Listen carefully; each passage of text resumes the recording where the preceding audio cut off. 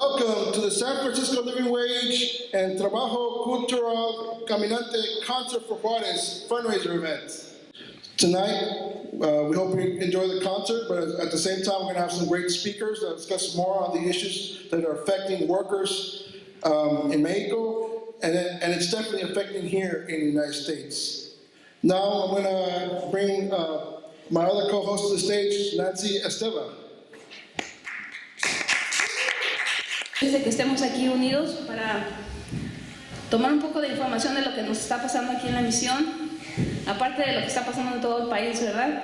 Pero nosotros en Living Wage nos queremos organizar para que sepan que nosotros sí vamos a estar organizados para cuando venga la migración aquí, que vamos a estar preparados, que nos vamos a estar uniendo con otros lugares. Y nosotros tengo una cosa muy importante que tengo que anunciar, es que van a pasar al rato una tarjeta en la que dice que sí nos estamos resistiendo a la migra, ¿verdad? Y toda esa información las van a colectar para pasárselas al City Hall. Y eso es todo. Estamos teniendo unos talleres para educar a las personas sobre qué es lo que está pasando y cómo responder en caso de que la migración llegue a la casa.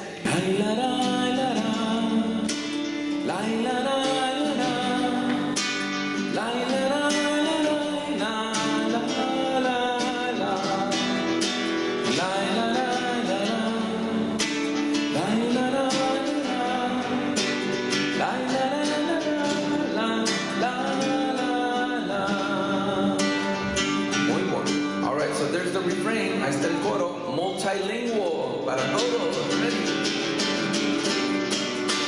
La la la la la, la la la la, la la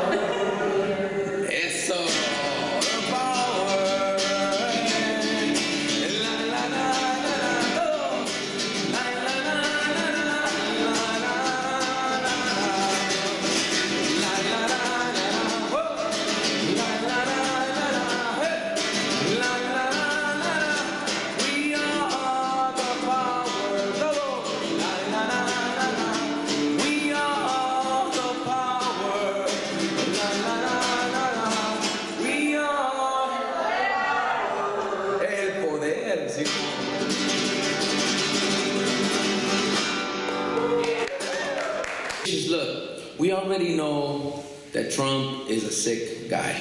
All right, I'm not going to waste time. We already been angry enough with all the idiocies he's done. We know he's sick. The bus driver's drunk. We're all on the bus. We're not going to kill him. We're going to crash. We'll crash, right? Our job is to get him off that bus.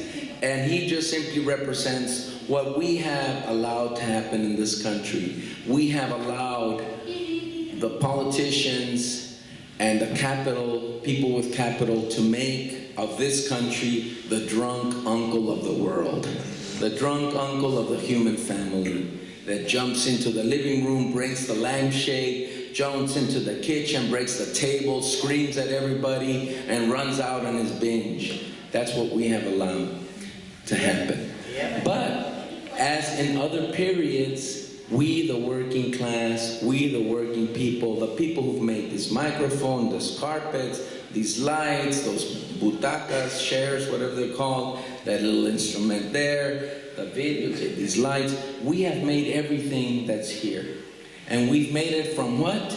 From the earth. Mm-hmm. So our job is to get into the strength of our people, the strength of the father of my good brother here, Frank Martin del Campo, who was the champion tie seller for, was it Sears or JCPenney? Sears, Ropa Company, made millions for those people. Why? Because we are the strength of this country. We are the strength of the world. We are the world. We are the world. Entonces, we've made a difference. We are organizing and we're coming, we're going, we're making change, continually making change. So it's not about what the addict does. We know what the addict does. We all know him. In my town, his name was Mingo, and he was a little off, and and when they're harmless, well, you have compassion and you work with the folks, verdad, who are off. But this guy is not unarmed, is disarmed. He's got the button on the nuclear power. He's got the ability to cause a lot of havoc. So we do need a wall. We need a wall around the Trump administration. It's called quarantine. Or, in other words, it's called a straitjacket. How we're going to build that wall is by organizing, by doing these small events. And what I mean by that is the following song. Our children are sacred, nuestros niños son sagrados. Children are beautiful, bellos son. Our children are gifts, son el regalo más amado. Our children are sacred, sagrados son.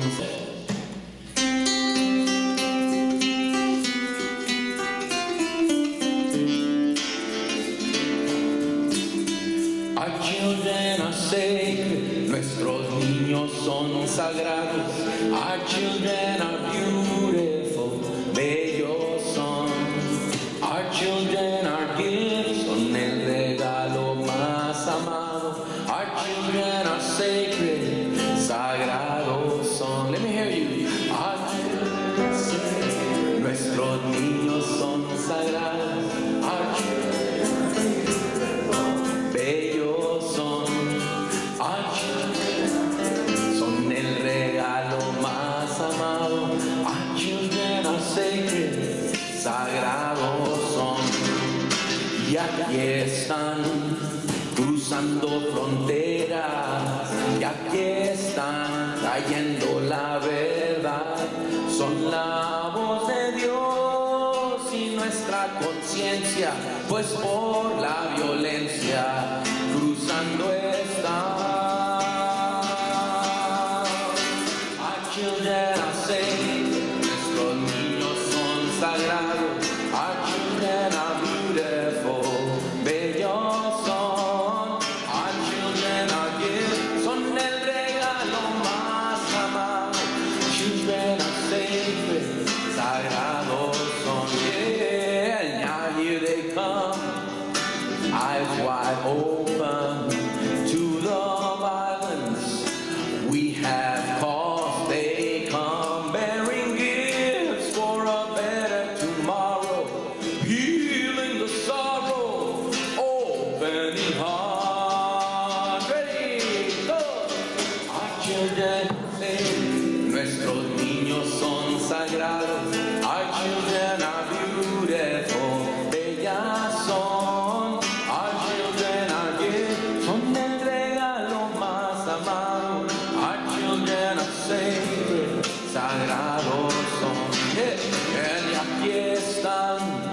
llenos de esperanza, de una vida con ganas de amar, pues son las maestras, doctores, artistas, madres ingenieras de un mundo de paz.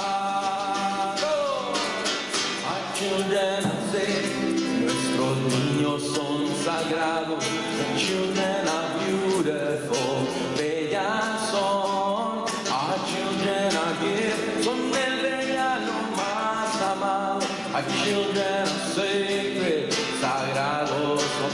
Our children are sacred, sagrados. Our children are sacred. We welcome and embrace the families and give them a love. Our children are sacred. We declare sanctuary, yeah, building bridges, not a wall.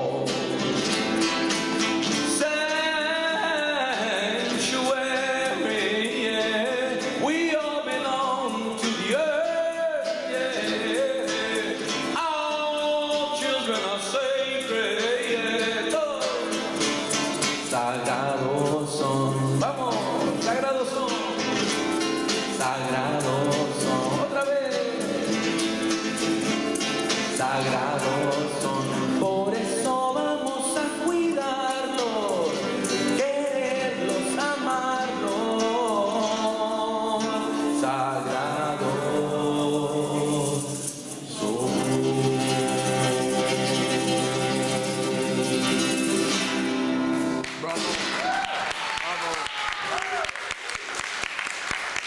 So I want to invite my good friend Alice, who's got a wonderful poem. I wrote this poem for a project about women's labor history. I just happen to have it with me. And it's called Merging. In Valerian books, I find old union documents. Once there was a women's local, the Women's Bindery Union. Finishing books, open a spine, open fading pages of a 1937 agreement. In 1917, the men and women's locals merged into one. In 1917, women didn't have the federal vote. In 1917, they said men would take care of the family. If one merges into one, becomes the same, one would think equal, but the cards in the women's game are eights, not aces. Half votes, less pay. Men per week, $51. Women per week, $25. Man apprentice, first month, $13. Second, $22. Third, $30. But woman apprentice, first month, $10, second, $18, and third, $21. Long rows of books, the covers, red, brown, yellow, all done the same.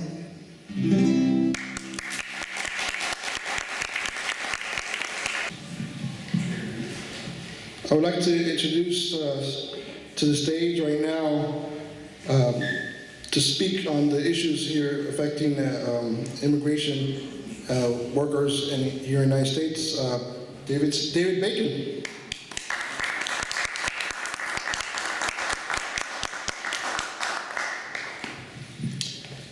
Buenas tardes a todos y todas. Es un gran honor estar con mis cuates Frank y Francisco y todos los demás. Entonces, muchísimas gracias. So thank you for inviting me here tonight, and it's an honor for me to be here with people who have known and struggled and worked with Roger, Carl, Nancy for many, many, many years. So, you know, I'm a photographer and a journalist, a writer, and a lot of what I do is write and take pictures of farm workers. And partly it's because I was an organizer for the Farm Workers Union for a lot of years. and kind of got it in the blood. And so when I look at the issues around NAFTA and migration, that's kind of the lens that I look at it through. And, you know, we could kind of ask ourselves, well, why should we care, really? One obvious reason is that if farm workers don't work, we don't eat. So we all have food out there, and it all comes from the labor of people. And we need to appreciate that and honor it. But also I think that by looking at what's happened to farm workers over the decades, we can see what the relationship is between NAFTA and migration and free trade policies and economic reforms and the migration of people and what happens to migrants. You know, right now there are about 700,000 farm workers in California. About 90% of those folks are people who were born in Mexico. About another 7% were born in Central America, and the rest of them were people who were born here. In other words, almost everybody that works in the fields is a migrant. Somebody came here from somewhere else. At the end of the 2000s, 2008, 2009, 2010, 40% of the workers in California, farm workers in California, were people who had arrived that same year that they did the survey. That's an enormous number of people, you know, hundreds of thousands of people who just came across the border and immediately found work in the fields. So this has a long history. You know, here we are in San Francisco, and right up the street on Dolores Street is Mission Dolores, right? And what was Mission Dolores? It was one of the first agricultural enterprises in California in which Spanish priests enslaved the native people who were here and turned them into a slave workforce for producing agricultural goods, fruits and vegetables. The Presidio here, the food that fed the soldiers in the Presidio came from the mission and came from the labor of those people. So all I'm saying here is that exploitation and the conditions that we associate with farm work, they go back a long ways. It didn't just happen yesterday. But more recently, you know, California and the United States, well, let me ask you, we all called Obama the deporter-in-chief, right? Yeah. Okay. What was the year in which the United States deported the most people? 2000. Anybody want to give a guess? 2000? 2008. Oh, 2008? 2011. 2011? 2017. How about 1954? Wow. 1954, the United States deported over 1 million people. Over 1 million people. And that same year, growers imported 450,000 parcelas. So think about that. You know, it wasn't just pushing out undocumented people. In fact, they had an expression in those years that was called, it was a really terrible expression, but it was called drying out the wets. And what it meant was that the immigration authorities would deport Mexican farm workers down to the border who were undocumented, and there they would be given parcela contracts and then sent right back up into the fields where they worked for the same grower. In fact, you know the song Deportee? You know the Woody Guthrie song? It's about a plane that's carrying people back down to the border where they're going to be again sent back as parcelas that went down and people were killed. So, 1964, the parcela program ended. Why? Because Ernesto Galarza, Bert Corona, Cesar Chavez, Dolores Huerta, and the Chicano civil rights movement were able to put enough pressure on Congress to make it stop because it was such an exploitive and abusive program. But they didn't stop there. 1965, they passed what was probably the best immigration law that we've ever had in this country, which is the one that set up family preference system. Now, I know people are unhappy about that law now because they have starved it of visas, and now if you apply for a visa for your brother and sister in Mexico City, you're going to wait 22 or 23 years before the visa ever comes through. But the intention was to have an immigration policy that would support our families and our communities instead of labor for the growers. That was the idea. And we won it, and that was the law that governed U.S. immigration. And that's what when Trump says he wants to end the family preferences and he wants merit-based migration, what is he saying? He's saying, let's go back to the old system. Let's go back to the Bracero program. Let's stop family reunification. Who cares about families? For a man whose policy, and it's not just him, I mean, Obama did it too, where the policy is to deliberately separate women and children in order to threaten and punish people for crossing the border and scare people in their communities of origin so they won't come here. This is not somebody who has family values, right? This is not a policy that's based on family values. So that's what we fought for, and we won. And we had that for a while, and we still have the remnants of it. But in 1986, Congress passed another law, the Immigration Reform and Control Act, which gave us, we think of that as the amnesty law, which is true. A lot of people got green cards out of that one, but it had some other parts of that law too. One of them was employer sanctions, making it illegal to work if you don't have papers. Another one was reinforcing the border. That was the beginning of the border buildup. Another one was reinstituting the Bracero program. The H-2A program started in '86. But there was one other part of that law too. And that was to set up a commission to study the causes of migration. And that commission made a report to Congress in 1990. And that commission said the solution to migration is to negotiate a free trade agreement with Mexico. And the negotiations of NAFTA started 3 months after that report got made. So there's a link. There's a link between U.S. trade policy and migration. So what do we get in addition out of that 65 law when people could live as normal, sort of, still? I mean, it's not to say everything was rosy, but lead much more normal lives. What did we get? We got the United Farm Workers. We got the grape strike. The grape strike took place because growers couldn't bring in strike breakers. They couldn't use the Bracero program for strike breakers.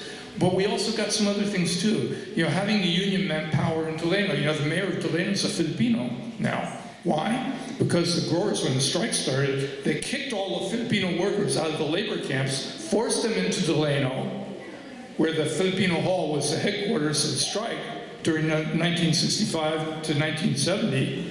And,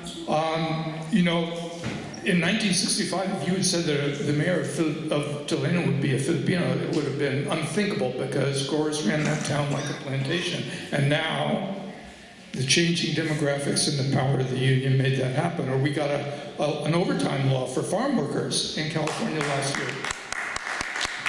How did we get that? Well, the sons and daughters of farm workers got elected to the state legislature, and they passed it. So, again, the ramifications of that law and that change, we're still feeling them today. So, once they negotiated NAFTA and they put it into effect, what did that mean? I know that, Frank, you're going to talk a lot about this too, and so I'm not going to go into a lot of detail about it, but I just want to point to a couple of things. One is that Archer Daniels Midland, Continental Grain Company, were able to dump corn on the Mexican market, and that made it impossible for corn farmers in Mexico to survive as farmers. In other words, they couldn't sell their corn for a price that was high enough to pay the cost of growing it. The irony is that the cultivation of corn started in Oaxaca. So those same communities in Oaxaca that couldn't survive are the same ones that gave us corn to begin with.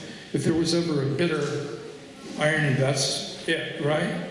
And so, because people could not survive, then we have, in 2007, 2008, 400,000 people in the fields in California who have come, a lot of them from Oaxaca, in fact, most of them from Oaxaca, as a result of what that treaty did. So the treaty produced migration, and it produced labor for the growers, but what was life like for people themselves? For people who came in 2007 and 2008, in fact, for people who came all the way through the NAFTA period, did people come with papers?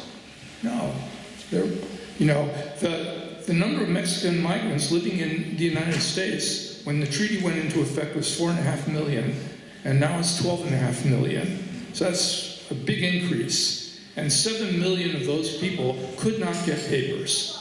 So it means that people had no legal status. And so now we have Trump in the administration, and it's not just him again, Obama before him, and Bush before him, and Clinton before him, basically implementing this policy of terror towards undocumented people.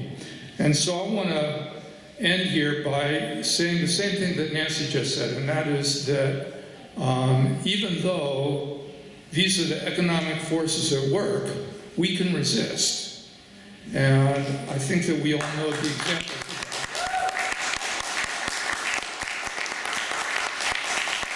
I don't know, how many people here went out to the airport?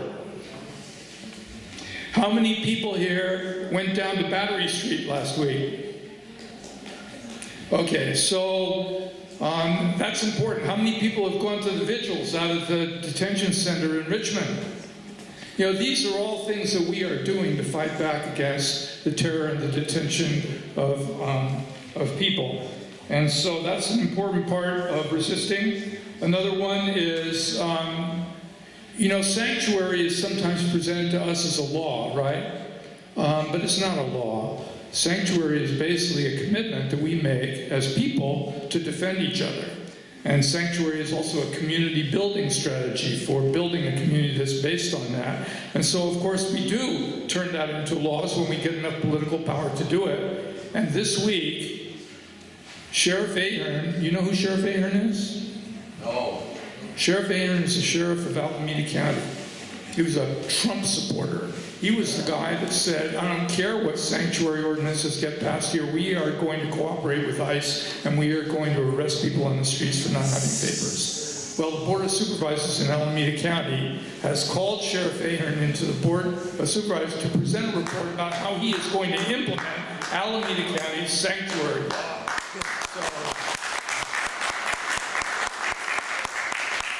And if he doesn't say the right thing, well, we all know what's going to happen in the next election. So thank you very much, and again, it's an honor to be here with you tonight. Es que vienen aquí a ver qué es lo que está pasando con los inmigrantes. Yo no pienso que hay que tener miedo. Vivimos en un planeta y no hay otro. Así es la casualidad. Si tenemos miedo, el miedo nos va a ganar, hay que ser fuertes. La gente de Ciudad Juárez, tanto la gente y las comunidades de toda California y de todo lo que es las líneas, tenemos que unirnos y dejarnos de discriminarnos a nosotros mismos. Nosotros somos el pueblo y ellos son nuestros trabajadores. Oh, eso. Dicen que venía del sur casi agotada. Su nombre Valentina se juntó con los dorados de Francisco Villa. Cargaba y cargaba y cargaba en su espalda los 30-30. Tortillas duras y un poco de mezcal para el frío. A veces comían porque las balas rozaban y algunos caían y algunos se levantaban. Francisco Villa atravesó la frontera de Estados Unidos. Llegó a Columbus y se enfrentó. ¿Y saben por qué se enfrentó? Porque amaba mucho a México. Y todos los que somos mexicanos somos zapatas y villas, y tragamos balas de oro y de plata con la sangre de Francisco y de Zapata.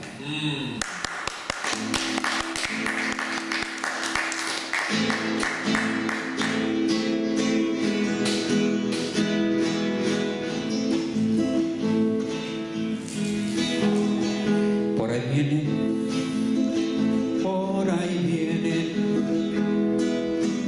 cabalgando.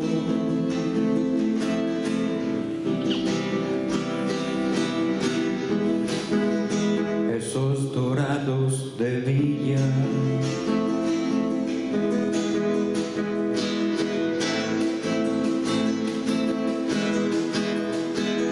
Por ahí vienen Francisco Villa.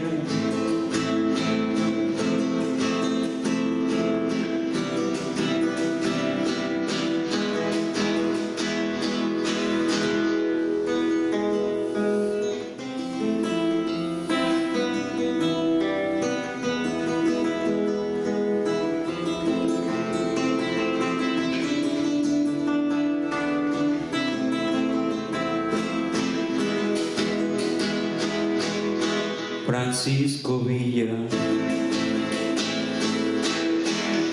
Bueno, yo quisiera, no es tanto ahí el que yo cante, bueno, pues eso se lo dedico a la gente de Ciudad Juárez, y hay historias muy fuertes, la que me sucedió mucho tiempo atrás cuando el señor Carlos Salinas de Gortari, que traicionó a México, estaba haciendo su propuesta en el PRI, y de repente se agarraron a balazos los del partido del PRI con los del partido del PAN. Y nosotros estábamos en un debut con la señora Guadalupe Pineda por ahí, pero no hicimos caso. Hicimos caso cuando nos fuimos al aeropuerto, ahí sí hicimos caso, porque vimos caer a mucha gente inocente. Por culpa de ellos, otros pagan. Y piensen exactamente que nosotros tenemos que estar más unidos todos los días. Todos los días nos tenemos que saludar, todos los días nos tenemos que decir: hola, ¿cómo estás? Buenos días. ¿Necesitas algo? ¿Te puedo ayudar en algo? Pero todos los días somos zombies con un teléfono celular. Ahí se los dejo de tarea. Bueno, no es una composición, no quiero interrumpir, pero voy a tocar algo de lo mío y con permiso.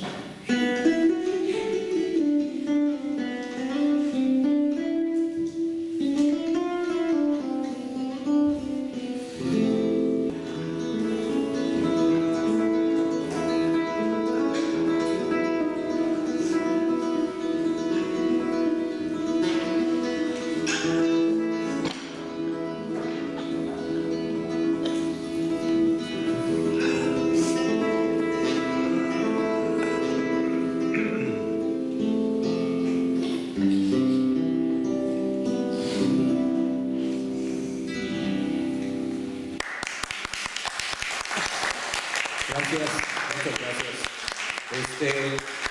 Ayer me dice una persona que si podía checar algo de los sucesos comprometedores de las empresas transnacionales que están en Ciudad Juárez. Y sí, conozco muy bien, perfectamente qué es lo que pasa en Ciudad Juárez.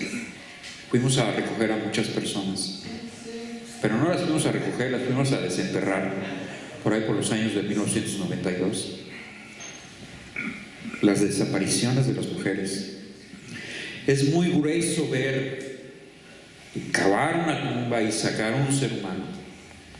Es un delito ante Dios, pero lo teníamos que hacer. Y ante todos los que estamos alrededor, estamos comprometidos.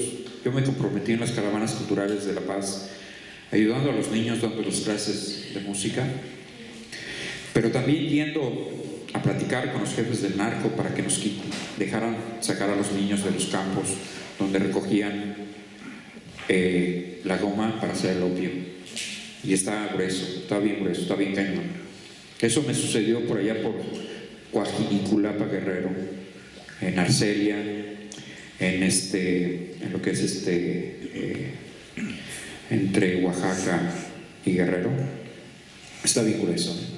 Créanme, lo que les digo es bien terrible. Se siente así uno con ganas de salir corriendo y ver a los niños desnutridos completamente y no ir a la escuela. Pero bueno, tuvimos que hacer eso.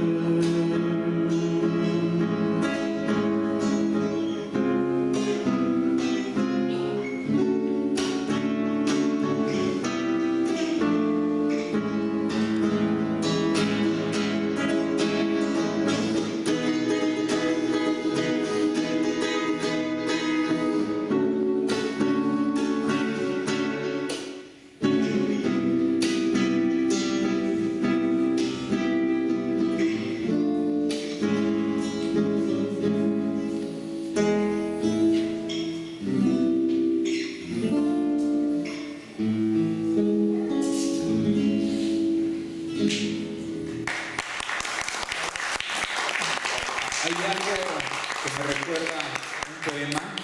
Nos estamos tomando unos tequilas rápidos, se los voy a contar, con mi primo Chepis, José Luis García, y un tequila para acá, y otro él para acá, y otro oye primo, ¿qué onda primo?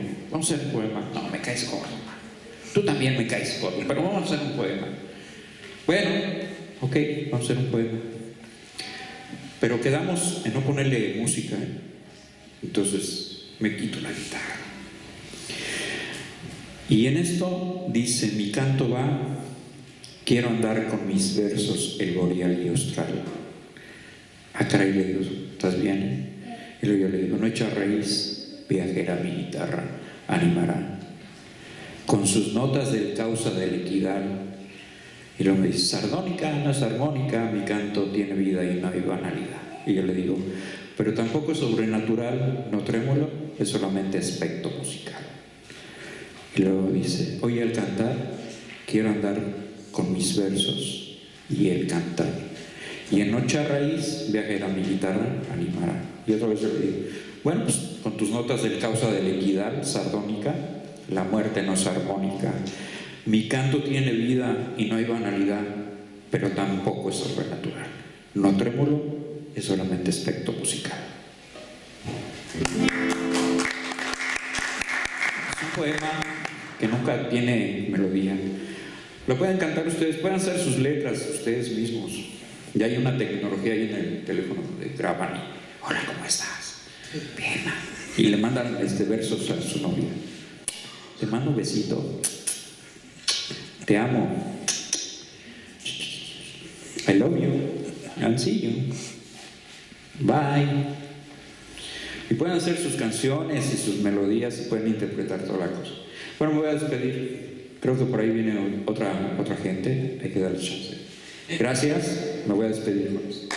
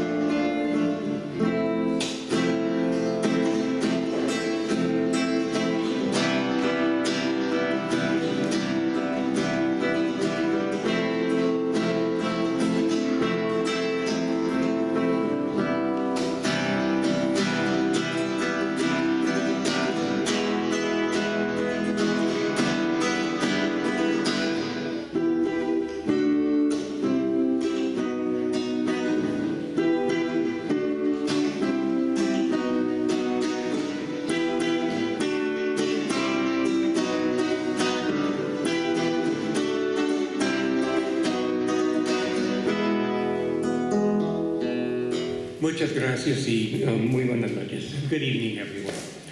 I was asked to share some experience of California unionists in the struggle against NAFTA before it was ever passed, and to also share the view of Morena, a party that's now leading in the polls in the Mexican presidential election. Thank you. And that in itself is a great promise for the Mexican people, but also for the people of the United States. Because when we're faced with a government of racists, and thank you, Nancy, for raising it, we've got to call it what it is. When we're facing a government which is organizing racists, right, which is the pivotal point of organizing hate, racism against, to scapegoat immigrants, we need allies. And when there's a pro-labor, pro-people government in Mexico, it serves the interest of the Mexican people for equality and democracy and sovereignty, but it also serves the interest of the North American people and all people who reside in the North Americas, because then we have an ally to be able to work with to defend our own interests at this critical time. But the subject at hand is the issue of the North American Free Trade Agreement, and what we have is available, I don't know if it's in print out here, but we have it available electronically, is a labor report that we made when we did a delegation of trade unionists that went to Mexico prior to NAFTA to discuss NAFTA with our unionists on the other side of the border and to solicit their views.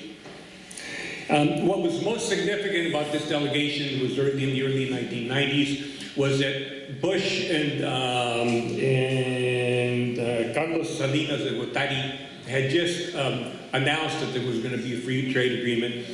In this country, absolutely no one knew anything about the free trade agreement. Zip, nobody. It was a blurb on the screen. When we went to Mexico, everybody knew about it. El Bolero, the shoe shine guy. We'd asked him about NAFTA. He knew everything about it. Right? He knew the promises, and he knew the BS, and he had already figured it out by then.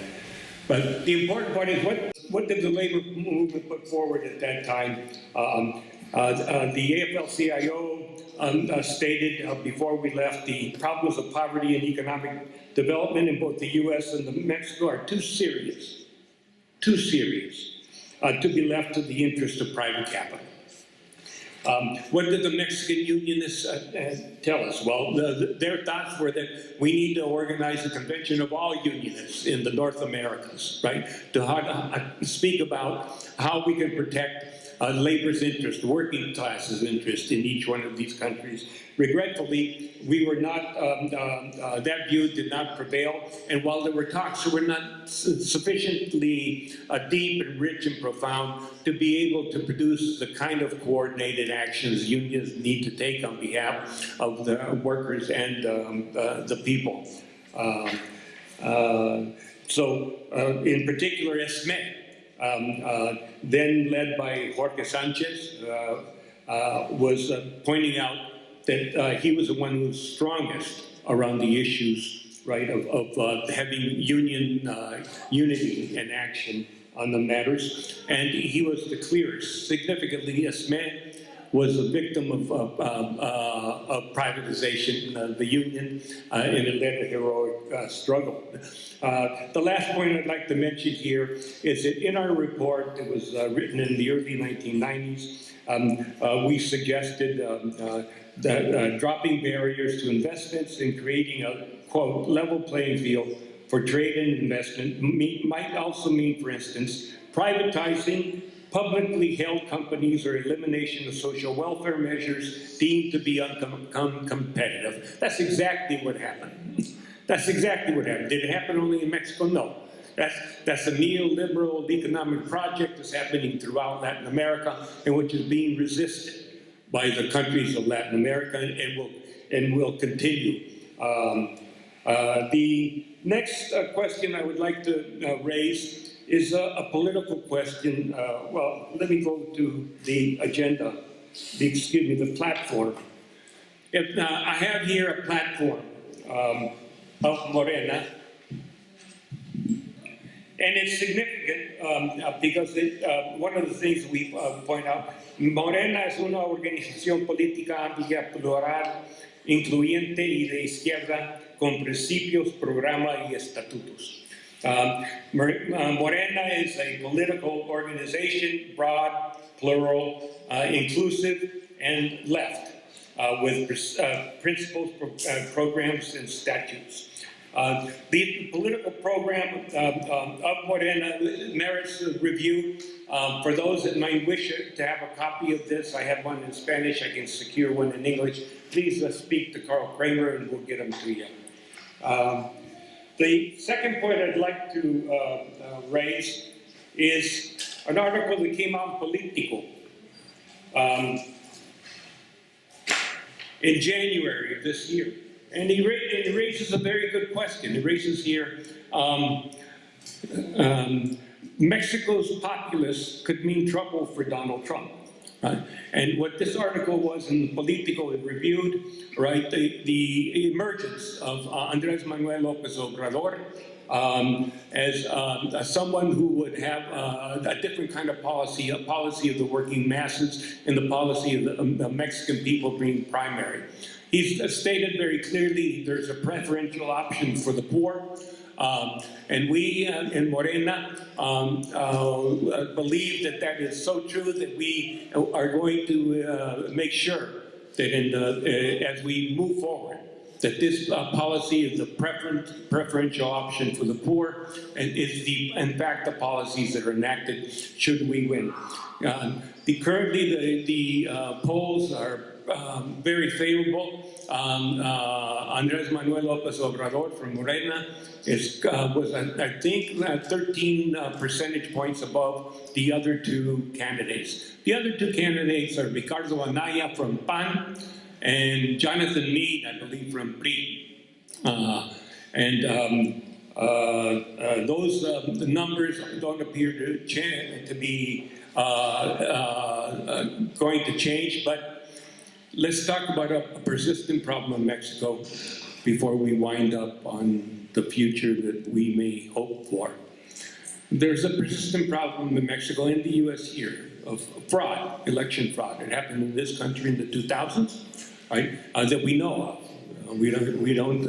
What we don't know is out there. But it happened in this country. But in Mexico, the stolen elections of 1998, the stolen election of 2006, the stolen election, although the margins were less narrow, in 2012, led those of us who were then in the better there to some tough conclusions, right?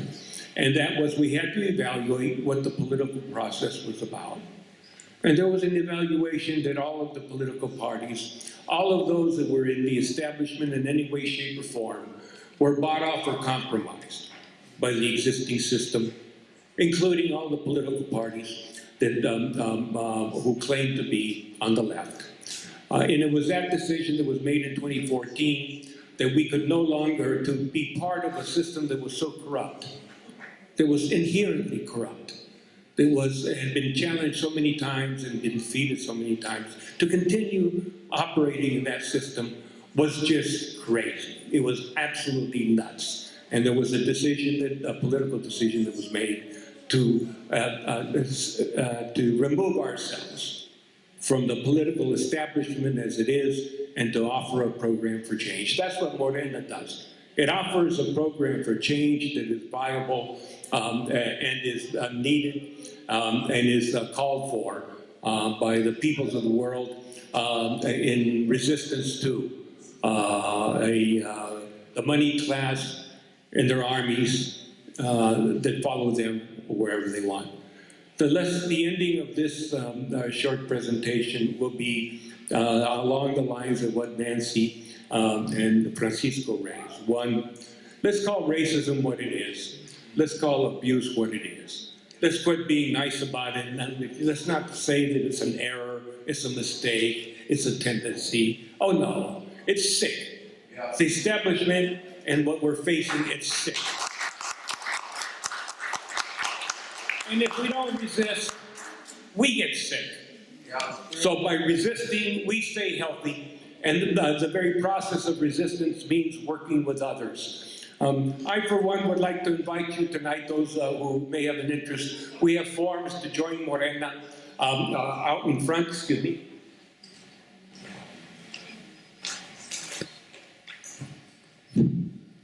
Out in front, we also have the latest newspaper from Morena. This is a publication of Morena in el Exterior. Morena is forming committees in the Exterior, in the U.S. I'm working closely with one of them up in Santa Rosa, and we're fighting as we should for change. There's also another publication, this is in English. If you could please pick up these publications and on your way out and take them to your workplace, let people know that there's a different path from war, from militarism, and from racist nonsense. The path is cooperation, economic cooperation, right, and dialogue. And the American people will be best served when there's a pro-labor, pro-people government in Mexico. For those tonight that would like to join Morena, we also have applications to join Morena tonight. I'll conclude with this question. Let's talk about populism. Right? Why is it that as a political process of change, we've seen so much of right-wing populism and so little of people's populism or people's politics? Why is it? Right? And it seems to me, to be honest, it's not because, it's because you have to make tough choices politically that aren't easy to make. It wasn't easy to make a decision to leave a political culture, however much you were used to. It wasn't easy. But there was a political evaluation that went on. I believe we must have the same political evaluation here. We should evaluate our allies. Are they still the same reliable allies they were before? When you call someone an ally, but when they abandon your interest, right? And then when they betray you, are they allies? Right? Are they allies? Well, I don't think so. I think we have to make very tough decisions about who are our real allies. And if you're fighting in the Democratic Party for change, and you're fighting for the right, for the people's agenda, then I'm willing to consider it. But if you're going along with this charade in political theater, I think it's a disservice to ourselves and, more importantly, to the future. Thank you very much. Whatever you do, you have a choice.